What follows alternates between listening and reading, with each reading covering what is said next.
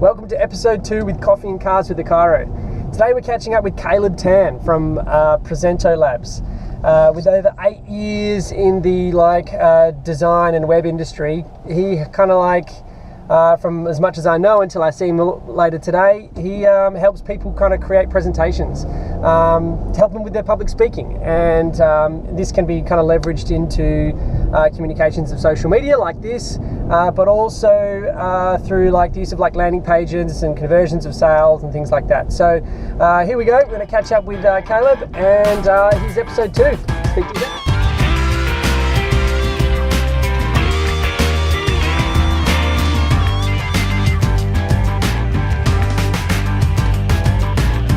An idea.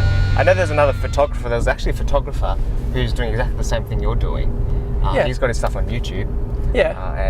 Exactly GoPros. He interviews business leaders and he talks about their lives in entertaining and informative way. That's not always about the pushy sell. So what you're doing here is brilliant, man. Especially for the D32 community. I'm sure they appreciate it.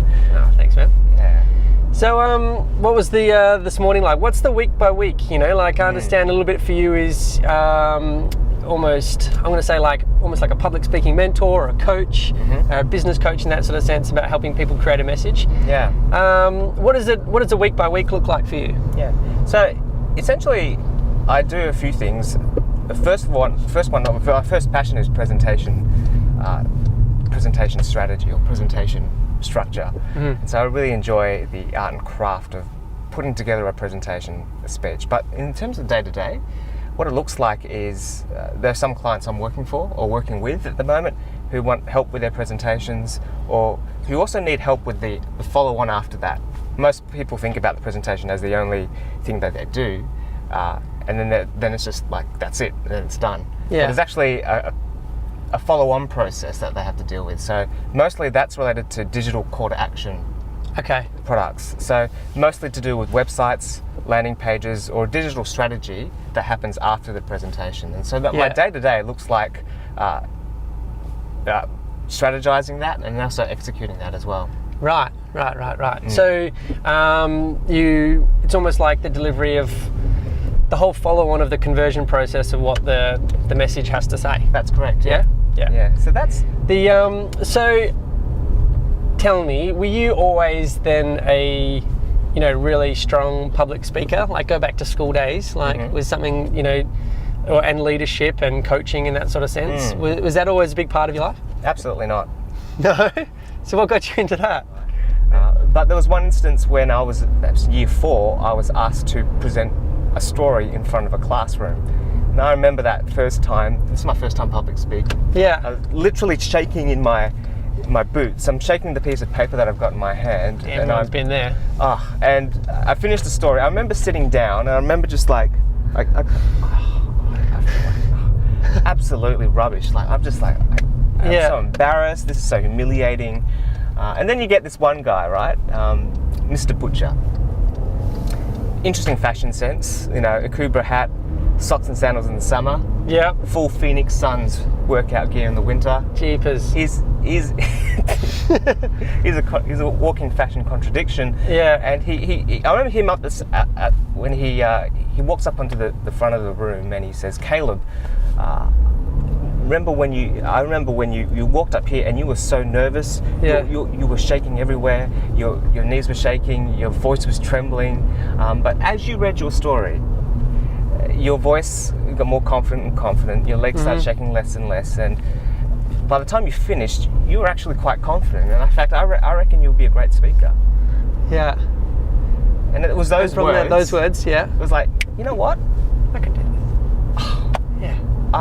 That was so inspirational for me. And those words were life. And so sometimes it just takes someone who can see something in you that you can't with yourself. And so for me, that was sort of like I guess the catalyst moment for me to sort of really enjoy the art and craft of public speaking and presenting. It's powerful, hey, that pivotal moment.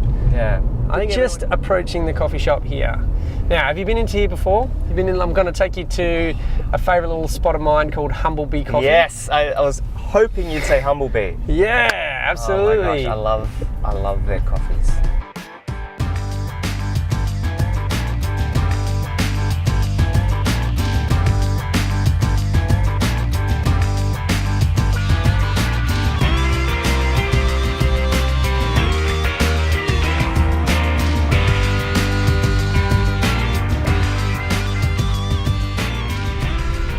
mate. So, what do you do to stay healthy? Okay, there's a few things I do. So from a physical point of view, I do what's called a strong lifts 5x5. Have you heard of that? I have. What does that mean to you? Like, yeah, for me it means I'm out behind the computer screen, out behind the notes, as it were. Yep. And just gets my body moving. So I know it's a very basic strength resistance program. Effective, sorry. Yeah. Very effective. Yeah. So that's what I do 3 times a week, at least 3 times a week. And then from a diet perspective, so just keeping it simple there, just try to avoid sugar during the weekdays. In terms of emotional health, I'm huge on community. So I'm actually, so I'm part of a church, part of Dream Life Church in Wangara. Been going there for a few years now with my wife. Yep. And my wife and I volunteer. I'm on the board there at the church as well. So, you know, we do all sorts of different things. Sometimes I'll speak. Sometimes I'll welcome new people who come. My wife also oversees the program which we support, which there's a children's centre in Uganda, houses about 200 children, looks after their housing, their education, and gives them a better shot at life. And so we had the privilege of going there last year to see what we do there. So we financially help them too. So community is also a huge part of keeping healthy from an emotional perspective, but also from a relational perspective too. It sucks doing life alone, especially as a business owner, as a business leader. Yeah. Sometimes it does feel lonely at times, but you need a good safety net of family and community to get you through that sometimes. Yeah. Oh man, that's interesting. Like, I mean, I think that aspect of philanthropy always kind of touches you and brings you back to a point of gratitude for what you have. I mean, I did a little experience of volunteer work, travelled to India and gave care, and was there for a few weeks giving care to like the tea ladies and the kids of the impoverished. Oh my God, like just seeing the lack of healthcare and things being untouched for such a long period of time really awakens you, and you always come back from an experience like that just going, oh, I have way too much, and you just want to strip everything away. Absolutely. It humbles you, doesn't it? Oh, absolutely, a few takeaways for our watchers and listeners today. Yeah. What are some things that they can kind of do and implement to help them create and cultivate a better message and help them along? What could we give them a couple of tips for today? Okay, so one thing I'd say is if you're scared of presenting in front of a group of people, the word presentation is a little bit of a dirty word because you associate it with PowerPoints, right? Yep. Slide decks. Yeah. Boring. Yeah. My aim in life is to help eradicate death by PowerPoint, one presentation at a time. And I can say, if you can have a conversation with your best friend, which all of us can do, you can do a presentation.